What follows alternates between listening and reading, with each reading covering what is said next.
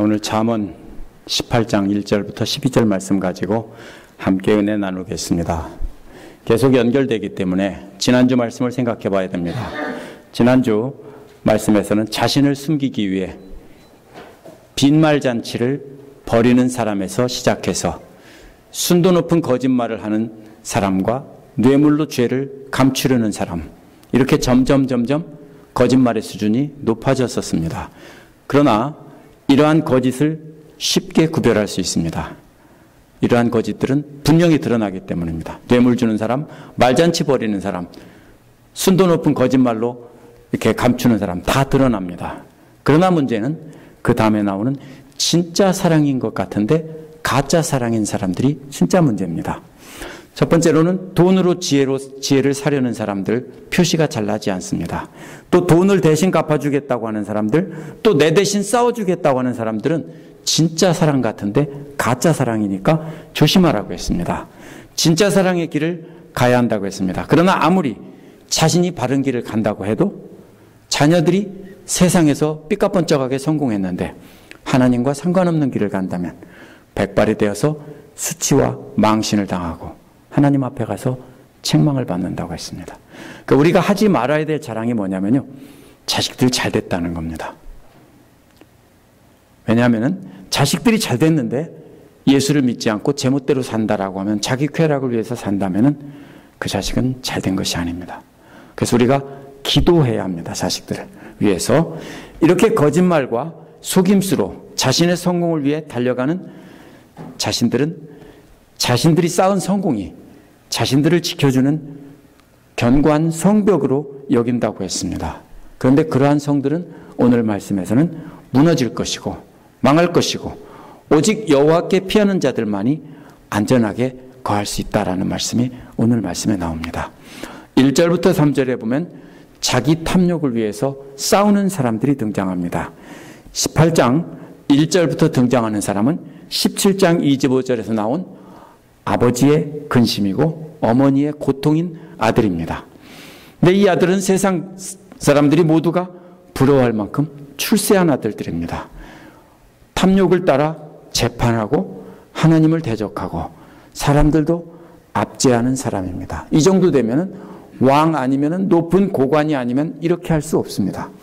이러한 어리석은 아들은 다른 사람과 어울리지 못하는 사람이라고 했습니다. 왜 그러냐면 다른 사람과 어울리려면 베풀고 용서하고 사랑해야 하는데, 그러면 자신이 손해보기 때문에 못하는 사람입니다. 그래서 자신의 욕심만 채우려고 하다 보니까 사람들과 어울리지 못하는 겁니다. 그러면서 뭐라고 합니까? 자신은 이렇게 신분이 높은 사람이 저렇게 신분이 낮은 평민들하고 어울리면 안 된다라고 합니다. 자기는 클래스가 다르다라고 합니다.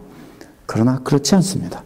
이 사람은 어울릴 사람이 없는 사람입니다. 이 사람은 건전한 판단력을 가진 사람을 적대시합니다. 왜냐하면 건전한 판단력을 가진 사람은 늘 바른 말을 해서 자신이 참욕을 채우려는 것을 방해하기 때문입니다. 이런 사람들은 늘 남에게 베풀어주고 하나님 말씀대로 살려고 합니다. 그런데 이런 사람들 때문에 자신의 잘못이 그대로 드러납니다. 그래서 이런 사람들을 싫어하고 멀리하는 것입니다. 이 사람이 높은 지에 있는 자신의 잘못이 들어갈까 봐 마음을 굳게 닫고 있습니다. 대신 입은 열고 으르렁거리며 자신의 지위를 통해서 분노를 드러냅니다. 그래서 이 사람은 2절에서 닫힌 마음을 말하고 있습니다. 미련한 사람은 명철을 좋아하지 않는다고 했습니다. 명철이란 1절에서 말한 건전한 판단력을 가진 사람들입니다. 그래서 올바른 말을 하는 사람들입니다. 그러나 이 사람은 마음을 굳게 닫았기 때문에 이러한 사람들의 명철한 말을 받지 않습니다. 대신에 자기 의견만 내세웁니다. 그래서 자기의 탐욕을 채우려고 자기 탐욕을 합리화시키면서 큰 소리로 목소리를 높여가며 의견을 내세우며 싸웁니다. 그런데 이 사람은 권력과 재력을 다 가졌기 때문에, 높은 자리에 있기 때문에 아무도 반대하지 않고 그냥 피합니다. 이런 사람들이 어떤 사람들입니까? 오늘날 이단 사이비 종교 교주들이 그렇습니다. 속여서 사람을 속여서 재물과 권력과 명예를 누리며 삽니다. 사람들에게 잘못된 교리를 가르쳐서 자신들을 무조건 따르게 합니다. 브레인워시라고 하죠. 그래서 따르게 합니다. 근데 안 그러면 저주받아서 멸망한다고 합니다. 근데 그들에게 만약 건전한 판단력을 가진 사람이 있다면 협박하거나 굴복시키거나 쫓아냅니다. 안 그러면 계속해서 자기 죄를 드러내고 사람들에게 깨우칠 것이기 때문입니다. 그런데 이단 사이비만 그런 게 아닙니다. 구약 성경에 보면 거짓 예언자들이 왕에게 아첨하면서 거짓 예언으로 속여서 부귀영화를 누렸습니다. 그러다가 건전한 판단력을 가진 진짜 하나님의 예언자가 나타나면 몰아내거나 죽였습니다. 구약에서만 그렇습니까? 신약에서 교회 역사에서도 권력을 가진 종교 지도자들은 건전한 판단력을 가진 사람들이 나타나면 몰아내거나 죽였습니다. 종교개혁도 마틴 루터만이 종교개혁을 한 것이 아닙니다. 그보다 100년, 200년, 300년 전에 그와 같은 종교개혁자들이 많이 나타나서 교황이나 이런 캐톨릭 권력에 잘못됐다라고 했습니다. 근데 다 죽었습니다. 그럼 마틴 루터가 훌륭해서 안 죽은 게 아니라, 존 켈빈이 훌륭해서 안 죽은 게 아니라, 그때는 캐톨릭 교황의 권력과 일반 세속 왕들의 권력이 팽팽하게 맞섰기 때문에 왕들이 교황의 권력을 죽이려고 이 종교개혁자들을 군대를 지켜면서 보호해줬기 때문에 이런 종교개혁자들이 성공한 것입니다. 이렇게 계속해서 교회를 등에 업고 사람들을 죽이고 진짜를 죽이면서 계속 가짜를 유지하려는 사람들이 있었습니다. 오늘날 교회는 어떻습니까? 제가 어느 교회를 비판하자는 얘기가 아닙니다. 교회도 힘을 가지고 교회를 쥐고 흔드는 사람들을 종종 볼 수 있습니다. 그런데 이런 사람들이 다 가득하면 그런 교회는 노 프라블럼입니다. 모르기 때문에 저 사람이 훌륭한 신앙인이구나 알고서 다 따라갑니다. 근데 그 중에서 하나님의 지혜를 따라 사는 사람들이 다른 곳에서 이사와서 신실하게 신앙생활을 하면 그 사람은 이런 사람들의 잘못을 왕처럼 군림하는 평신도나 목회자나 누구를 잘못을 드러냅니다. 드러내려고 드러나는 게 아니라 저절로 드러나게 됩니다. 그러면 그 잘못이 드러날까 봐 저건 나쁜 놈이라고 험담하고 욕해서 결국 비난하고 쫓아냅니다. 비슷한 예가 우리 교회에도 과거에 있었을 겁니다. 신실하게 열심히 와서 섬기면 튄다고, 그죠? 너무 와서 처음부터 설친다고, 굴러온 돌이 박힌 돌 빼내려고 한다고 안 하셨어요? 이제 그런 식으로 해서 이렇게 몰아내거나 비난합니다. 목적은 뭡니까? 자기가 믿음 없는 것이 드러나고 자기가 굉장한 믿음인 것처럼 행세를 했는데 그것이 뽀록 날까 봐 그렇게 하는 것입니다. 그래서 계속 자신의 감추기 위해서 하나님의 지혜를 따라 살고 건전한 생각을 가지고 따르는 사람들을 접근도 못하게 하고 막습니다. 그래서 결국 교회에서 쫓아냅니다. 그래서 이런 사람들이 멀쩡하게 훌륭한 목사님을 쫓아내기도 하고 또 성도들끼리 또 싸우다가 쫓아내기도 하고 이런 일들이 한국 사람이 많은 데 가면 수도 없습니다. 3절은 이러한 사람이 오면 멸시가 뒤따른다고 했는데 멸시도 함께 온다는 뜻입니다. 악한 사람 마음에는 교만한 마음이 가득하기 때문에 자기가 먼저 다른 사람을 멸시합니다. 특히 부나 명예나 지식이나 권력 등이 자기보다 못하고 자기보다 사회적 지위가 낮다고 생각하는 사람들에 대해서 멸시합니다. 이런 사람에 대해서 사람들은 그 지위 때문에 대놓고 말은 못하지만 마음속으로 멸시합니다. 그래서 멸시도 함께 온다고 한 것입니다. 우리는 어떻습니까? 나는 권력이 없다고요? 있어요. 조그만 권력이 있고 남보다 조금 더 돈이 있고 남보다 조금 더 아이들이 잘 되고 남편이 조금 더 좋고 조금 좋으면은 자기만 못한 사람을 살짝 무시하고 아래로 보는 경향이 있습니다. 이런 것이 바로 교만이고요. 그러면은 결국 누가 따라온다고요? 멸시가 뒤따라온다는 겁니다. 근데 이와 짝을 이루는 말은 부끄러운 일 뒤에는 모욕이 따른다고 했습니다. 부끄러운 일이라는 말은 문자적으로 가볍다는 뜻입니다. 그 반대말이 영광이라는 말입니다. 무겁다는 뜻입니다. 사람이 무게가 있고 무게감 있는 사람이 있고 가벼운 사람이 있습니다.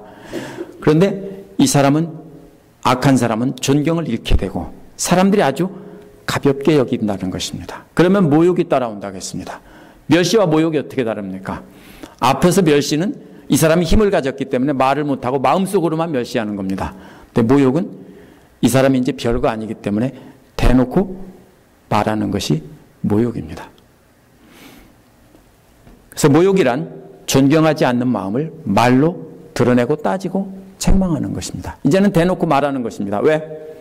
해볼만 하니까. 전에는 왜? 하면 다치게 생겼으니까 입 다물고 마음속으로만 멸시합니다. 결국 이런 사람들은 마음속으로 멸시하거나 직접 대놓고 말해서 모욕을 당하거나 둘 중에 하나를 반드시 당하게 되어 있습니다. 높은 사람이 그 자리에 있을 때는 직접 대놓고는 못하는 법입니다. 그러나 힘을 잃으면 경멸하고 우습게 여깁니다. 자기 탐욕을 지키기 위해 세상 것으로 성을 쌓는 사람들의 마지막이 그렇습니다. 멸시받으며 끝납니다. 높은 자리에 있는 사람이 그 자리에서 물러나면 사람들이 어떻게 합니까? 멸시하고 조롱하고 그동안 받았던 서름 갚기도 하고 이렇게 할 수 있는 겁니다.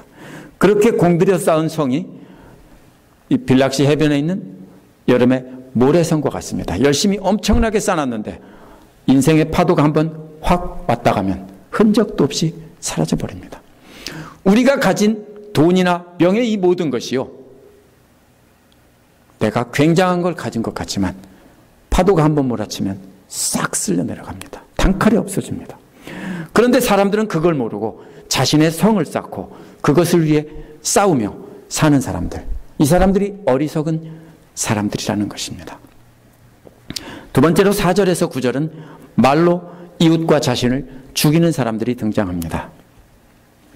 이제 4절에서는 앞에서 나온 어리석은 사람과 반대가 되는 슬기로운 사람이 등장합니다. 4절, 5절에서는 물이 비교되고 있습니다. 4절에서는 슬기로운 사람의 입에서 나오는 말은 깊은 물이라고 했습니다. 깊은 물이 뭡니까?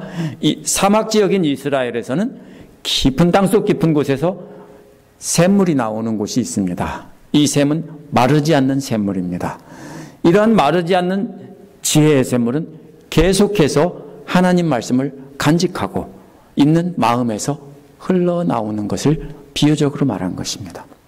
그래서 뭐라고 합니까? 지금 계속 잠언 앞에서 간직하라고 하죠. 지혜의 말씀을 마음속에 간직하고 잃어버리지 말라고 하죠. 그러면 어떻게 됩니까? 그 말씀을 따라 살게 되고 그 말씀에서 계속 뭐가 나와요? 물이 나와요. 무슨 물이요? 생명의 샘물이 계속 나와서 자기를 적시고 또 주변에 있는 사람을 함께 적시는 것입니다. 그래서 깊은 샘물이라고 했습니다. 이 지혜의 샘물은 세차게 흐르는 강처럼 솟는다고 했습니다. 그렇다면 이 지혜의 물은 졸졸 흐르는 옹달샘이 아니라 엄청난 양의 물이 쏟아지는 그랜드 캐년의 계곡의 물과 같은 급류입니다. 샘에서 엄청난 지하수가 쏟아져 나오기 때문에 그것이 강을 이루어서 흘러간다는 뜻입니다. 앞에서 자기 탐욕만 채우는 사람들이 많은 사람들에게 외면당하는 모습과는 반대입니다. 왜냐하면 이 물가에 와서 수많은 사람들이 와서 물을 마시고 살고 가축들도 와서 물을 마시고 살고 땅에 물을 대어서 농사지어서 살기 때문입니다. 앞에서 뭔가 가진 것 같은 사람은 아무도 거기에 와서 물을 마시는 사람이 없습니다. 그러나 이 지혜로운 사람은 아무것도 없는 것 같지만 모든 사람이 와서 그 샘물을 마십니다. 그런데 이러한 지혜의 샘물은 자기 생각이나 자신의 지혜에서 나오는 것이 아닙니다. 앞에서 말씀드린 것처럼 자기 안에 간직한 하나님의 지혜의 말씀이 샘이 돼서 한없이 솟아나는 것입니다. 따라서 자신에게서 나오는 지혜의 샘물이 생수의 강이 되게 하려면 반드시 하나님의 지혜의 말씀을 마음 깊은 곳에 간직하고 있어야 됩니다. 그 말씀을 삶으로 순종해서 하나님의 심장을 느껴본 경험이 있어야 합니다. 그러면 마음 깊은 곳에 간직한 그 하나님의 심장, 하나님의 마음입니다. 이 사람들은 그렇게 썼습니다. 그 하나님의 마음에서 샘물이 끊임없이 흘러나오는 것입니다. 그래서 우리 주 예수님께서도 요한복음 7장 37, 38에서 누구든지 목마르거든 내게로 와서 마셔라. 나를 믿는 자는 성경의 이름과 같이 그 배에서 생수의 강이 흘러나오리라 라고 하신 겁니다. 예수께로 나와서 예수님의 심장 안으로 들어가서 그 솟아나는 생명의 말씀을 목격하는 사람은, 그 물을 마시는 사람은 실컷 자신이 마실 뿐 아니라 그 생수를 전달하는 수도관이 된다라고 제가 전에 설교할 때 했었습니다. 그러나 그 생수는 자신에게서 나오는 것이 아니라 예수님의 심장에서 흘러나오는 것을 자기가 받아서 수도관처럼 전해주는 것입니다. 이제 5절은 마르지 않는 샘물과는 반대로 그 입에서 유독성 폐수가 나오는 재판관이 등장합니다. 이 재판관은 뇌물을 받고 악인을 두둔하는 사람입니다. 두둔한다는 말은 얼굴을 들게 한다는 말입니다. 죄인들은 얼굴을 숙일 수밖에 없습니다. 그런데 어떻게 해요? 얼굴을 들게 만들어 준다는 겁니다. 왜? 뇌물을 받고 너는 무죄다라고 선언하니까 신나서 고개를 번쩍 들고 이렇게 하는 겁니다. 이러한 재판은 좋지 않다는 것입니다. 이와는 반대로 재판에서 의인을 억울하게 하는 것은 옳지 않다라고 했습니다. 원어는 재판에서 의인에게 손을 뻗는다는 말입니다. 어떻게 해요? 손을 뻗어서 쿡 누르는 겁니다. 고개 숙여 하는 겁니다. 이제 죄인에게는 무죄를 선포해서 고개를 들게 했는데 의인에게는 손 뻗어서 머리를 콱 눌러 놓는다고요. 강제로 고개를 숙이게 합니다. 이는 악인에게는 무죄를 선포하고 의인에게는 유죄를 선포하는 불의한 재판관의 모습입니다. 이러한 부정직한 재판을 하는 것은 4절에서 맑은 물이 흘러나와 강을 이루고 수많은 사람을 살리는 것과는 반대의 모습입니다. 전에는 제가 똥물이라고 비유했는데 이번에는 똥물이라고 할 수는 없습니다. 이것은 유독성 폐수들입니다. 공장에서 나오는 중금속이 가득한 유독성 폐수를 정화시켜서 보내야 되는데 밤중에 몰래 무단 방류하는 것 같은 그런 그림입니다. 6절도 어리석은 사람의 입에서 유독성 폐수들이 쏟아지는 모습입니다. 미련한 사람의 입술은 다툼을 일으킨다고 했습니다. 원어는 미련한 사람의 입술은 싸움을 향해 걸어간다 이런 말입니다.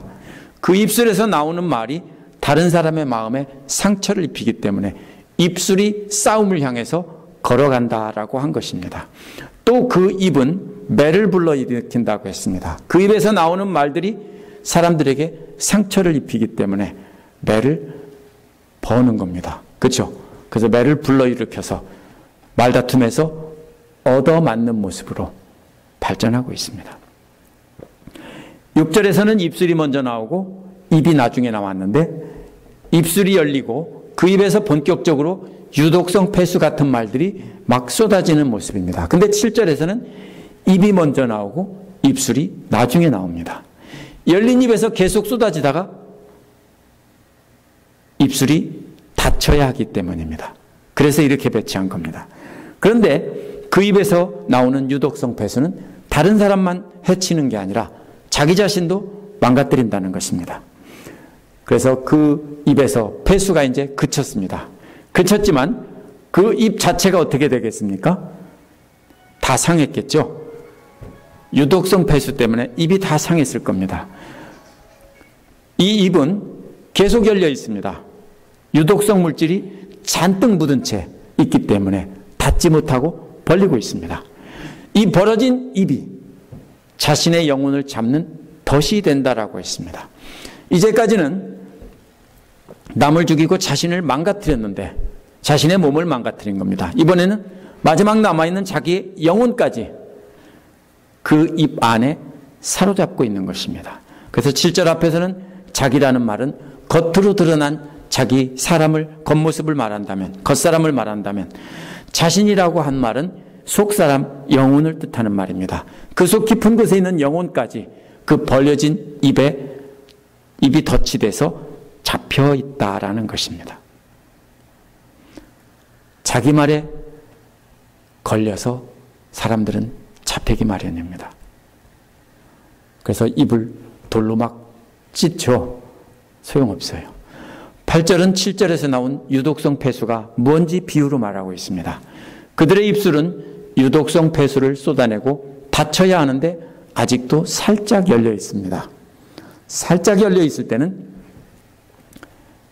큰 소리가 나는 게 아닙니다. 귀에다 대고 소곤소곤 말하는 거죠. 살짝 열려서. 앞에서 덧치라고 말한 것이 이렇게 살짝 열린 입술입니다. 살짝 열린 입술로 뭘 합니까? 남의 흉과 허물을 속삭입니다. 본인은 다른 사람에게 사실을 알려준다고 생각합니다. 그래서 달콤한 한 조각의 케이크와도 같습니다. 다른 사람의 뱃속에 달콤하게 내려가고 자신의 뱃속에도 달콤하게 내려가는 것 같습니다. 스트레스 풀리는 것 같고 시원한 것 같습니다. 그래서 그 깊은 속에 들어있는 영혼까지 죽입니다. 독약이 독약인 줄 모르고 먹기 때문에 맛있다라고 삼켰다가 죽는 것입니다. 남의 허물과 흉을 말하는 것처럼 통쾌하고 달콤한 말은 없습니다. 그래서 이는 자신과 남에게 치명적인 독입니다. 그래서 콸콸 쏟아냈던 저주의 말이 조금 열어놓고 이제는 살금살금 내가 너한테만 사실을 말하는데 제 똥구멍 2개야. 이제 이런 비밀을 폭로하는 겁니다. 그리고 자기는 뭐라고요? 사실을 말했다. 그 남의 약점을 밝혀가지고서 남을 망하게 만듭니다. 자신의 심장에 예수님의 말씀을 간직하고 예수님의 심장에서 나오는 생수를 사람들에게 먹이는 사람은 진짜 지혜로운 사람입니다. 그런데 자신의 지식과 생각으로 사람들에게 먹이고 자신을 높이기 위해 다른 사람을 흉과 허물을 말하는 사람은 진짜 미련한 사람입니다. 여기서 비교되는 사람은 그런 사람입니다. 이런 사람은 다른 사람을 죽일 뿐 아니라 자기 자신을 죽이는데 문제가 있습니다. 그는 자기가 자기를 죽인다는 것도 모른다는 사실입니다. 집사님들도 과거에 하나님 말씀대로 살지 않고 남 흉 보면서 남 말하면서 막 거친 말 쏟아내며 살았다면 그때는 자기 죽이고 있는 줄도 모르고 살았던 것입니다. 그 벌린 입에서 흘러나오는 것이 남을 죽일 뿐 아니라 자기도 죽이고 자기 영혼까지도 잡아 가둔다는 것을 모르는 것입니다. 이제 9절에서 자기 일을 게을리하는 자라는 말은 원어에서 자기 일에서 깊은 곳에 가라앉는다는 뜻입니다. 마른 풀들이 구덩이로 떨어지는 모습을 나타낼 때 쓰이기도 합니다.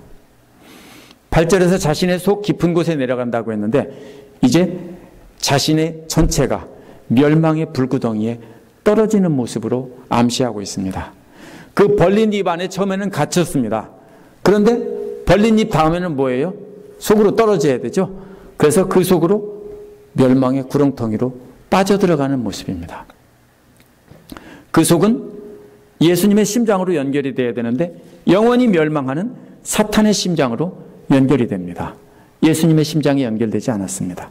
말로 남을 흉보고 해치던 어리석은 사람의 마지막은 한 뭉치의 건초더미 보셨어요? 소나 말들에게 먹이려고 동그랗게 말아놓은 건초더미 같은 거 있습니다. 그런 것을 떨어지는데 그 아래서는 불길이 솟아서 불에 타면서 아래로 떨어지는 모습을 상상하면 됩니다. 이 본문이 말하는 것은 그런 그림입니다. 8절에서 남을 흉을 보던 이 사람은 9절에서 일도 안 하고 깊은 구덩이에 빠져들면서도 계속 남의 흉을 보고 있습니다. 이런 사람은 일을 마치는 자와 형제간이라고 했습니다. 일을 망치는 자라는 것은 약탈자, 파괴자라는 말입니다. 입으로만 나불거렸고 실제로는 죽이지 않았지만 실제로 죽이는 사람들과 사촌간이라는 겁니다. 왜? 말로 이미 다 죽였습니다. 자신만 빠져들어갈 뿐 아니라 다른 사람까지 함께 끌고 들어가서 타버리도록 하고 있기 때문입니다. 이 본문이 그리고 있는 그림이 이런 그림입니다. 이제 세 번째로 10절에서 11절은 멸망할 자신의 성으로 피하는 사람들이 나옵니다. 이제 10절에서 12절에는 요새인, 견고한 요새인 여호와의 이름과 견고한 요새처럼 보이지만 무너질 수밖에 없는 부자의 재산이 비교됩니다. 10절은 주님의 이름이 성루라고 했습니다. 견고한 성루라고 했습니다. 그곳에 달려가면 아무도 뒤쫓지 못한다라고 했습니다. 원어는 잡기에는 너무 높다라는 뜻입니다. 높은 성에 안에 들어가서 성문을 닫고 높은 성 위에 올라가서 메롱하면은 잡지 못한다는 뜻입니다. 잡기에는 너무 높다는 뜻입니다. 9절에 게으르다는 말과 10절에 달려간다는 말이 대조가 됩니다. 악인은 게을러서 불타는 구덩이로 빠지지만 의인은 여호와 이름을 의지하기 때문에 그곳으로 부지런히 달려간다는 겁니다. 떨어지는 것과 부지런히 여호와를 향하여 달려가는데 높은 곳에 계신 여호와께 달려가기 때문에 위로 올라가는 그림과 아래로 한없이 떨어지는 그림이 비교가 됩니다. 성경에서 걸어간다는 말이 말씀을 따라 살아간다는 뜻입니다. 그런데 달려간다는 말은 온 힘을 다해서 주님께 영광을 돌리려고 온 힘을 다해서 열심히 살아가는 모습을 달려간다라고 했습니다. 바울도 달려갈 길 마치고 이런 말을 썼죠. 그렇게 해서 자기가 온 힘 다해서 죽을 힘을 다해서 하나님을 위해서 하는 것이 달려가는 것입니다. 그런 사람들은 매우 높은 성루에 있기 때문에 아무도 잡을 수 없다는 것입니다. 11절은 부자의 재산이 견고한 성이라고 했습니다. 부자의 재산도 높은 성으로 둘러싸인 하나의 도시입니다. 부자는 자신의 재산이 여호와의 이름만큼 견고한 요새라고 생각합니다. 그래서 바로 이어서 아무도 못 오를 성벽처럼 여긴다라고 했습니다. 이 말은 그의 상상 속에서 성벽처럼 여긴다는 뜻이지 진짜 성벽이란 뜻이 아닙니다. 따라서 부자의 재산은 자신의 상상 속에서만 견고한 성벽입니다. 그러나 사실은 멸망할 무너질 도시입니다. 누가복음 12장에 나오는 어리석은 부자도 자기 재산을 안전한 성벽으로 생각했지만 하나님이 그 목숨을 가져가면 아무 소용이 없는 것이다라고 했습니다. 12절은 이러한 부자의 마음과 여호와 이름에 피하는 의인을 비교합니다. 사람이 오만하면 멸망이 뒤따르지만이라는 말은 원어에서는 멸망 전에는 사람의 마음은 높아져 있다라고 했습니다. 앞에서 자기의 재산을 견고한 성벽을 여기는 사람의 마음은 하나님이 된 것처럼 높아져 있습니다. 그러나 그것은 오직 멸망하기 전까지 자신의 상상의 세계일 뿐입니다. 이러한 부자는 반드시 돈이 많은 사람이 아닙니다. 여기서는 돈을 얘기했지만 그 중에 한 가지 예를 들은 것입니다. 자신이 평생 의지하며 힘써 쌓아온 모든 세상적인 것이 다 부자의 성벽입니다. 자신의 권력이 자기를 보호해 줄 것이라고 생각했지만 어떻게 됐습니까? 우리나라에서도 과거에 독재자들이 성벽을 쌓았지만 나중에는 법정에서 사형 판결을 받는 그런 초라한 시세가 되고 말았습니다. 이런 것처럼 세상 자기가 가지고 있는 것이 자기를 평생 지켜줄 거라고 생각하지만 그런 것은 없습니다. 다 부자의 성벽입니다. 자신의 지식이나 기술이 자신을 보호해 줄 것이라고 열심히 쌓는 사람이 있습니다. 이렇게 해서 어느 정도 높은 성벽을 쌓은 사람들을 우리가 뭐라고 부릅니까? 성공한 사람들이라고 부릅니다. 이들은 마음조차도 하나님만큼 높아져 있습니다. 그래서 미국에서도 엄청나게 성공한 사람들은 대부분 다 무신론자입니다. 어떤 사람들입니까? 자신들이 하나님입니다. 왜? 자기들은 모든 것을 다 이루었고 앞으로도 다 할 수 있다라고 생각합니다. 세계를 움직일 수 있다라고 생각합니다. 이들의 마음은 하나님만큼 높아져 있습니다. 그러나 이들은 끊임없는 멸망의 나락으로 떨어지면서 불타고 있는 중입니다. 그런데 그거를 자신은 난다라고 생각하는 겁니다. 추락하고 있는 중인데 불타면서 추락하고 있는데 나는 화려하게 날고 있다라고 착각합니다. 그래서 자기가 신이나 된 것처럼 생각합니다. 한번 상상해 보십시오. 집더미가 높은 하늘에서 살짝 불 붙은 채 떨어지면 어떻게 될까요? 신나게 타면서 하늘을 날겠죠. 다만 아래로 내려오면서 나는 것뿐입니다. 그거를 난다고 생각하고 착각합니다. 이와는 비교되는 겸손하면 영광이 뒤따른다라는 말이 나옵니다. 겸손하면 자기를 낮추며 사람들의 얼굴 앞에서 영광을 받는다는 뜻입니다. 이거는 자기가 가장 낮추고 엎드리고 종의 모습까지 낮추는 모습입니다. 하나님의 이름으로 달려가 그곳에 피한 사람들은 자신을 높이지 않습니다. 지혜로운 사람들이고 자기가 누군지 알기 때문입니다.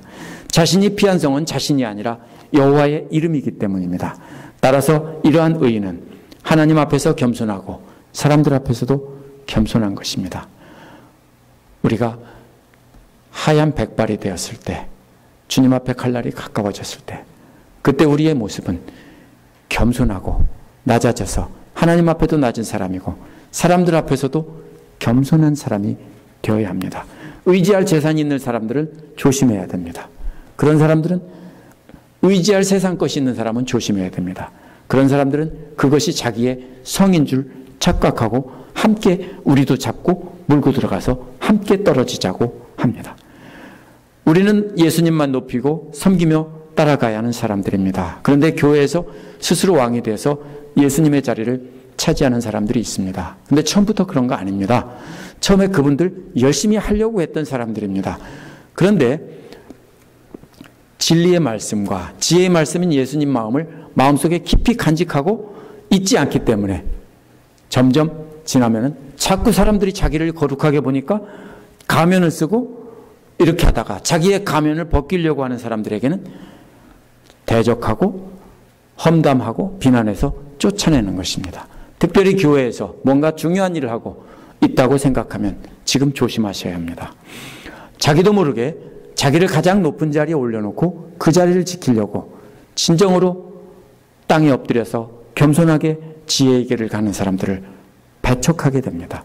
죽기까지 자기를 낮춘 예수님의 모습을 항상 보면서 마음을 간직하고 따라가지 않으면 우리도 모르게 우리는 조금씩 높아져 있습니다.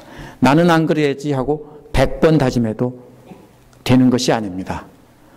지혜의 말씀을 마음 깊이 간직하고 자신을 낮추고 종의 모습으로 다른 사람을 섬기면서 예수님의 심장에서 나오는 그 생수로 자기도 마시고 다른 사람을 살리지 않으면 반드시 자기를 높이도록 되어 있습니다. 예수님의 마음이 없으면 그 입에서 아무리 나오는 말들이 천사의 말 같아도 중금속이 가득 담긴 유독성 공장 폐수일 뿐입니다. 처음엔 다른 사람을 망하게 하지만 나중에는 그 파이프까지 녹여서 자기 자신도 망하게 됩니다. 그렇게 부식해서 망가진 입이 덫이 되어서 자기 영혼이 그 구멍난 파이프에 빠지게 되는 것입니다. 그래서 끊임없는 나락으로 떨어지는 것입니다. 자신이 아무리 최신형 여객기 같아도 날개가 부러지고 엔진이 고장나면 채로 추락하는 비행기일 뿐입니다. 아직 살아있고 날고 있다고 착각할 뿐입니다. 예수 이름으로 우리는 달려가야 합니다. 그분 안에만 피난처가 있습니다. 그분의 이름만이 견고한 성벽이 돼서 보호받을 수 있습니다.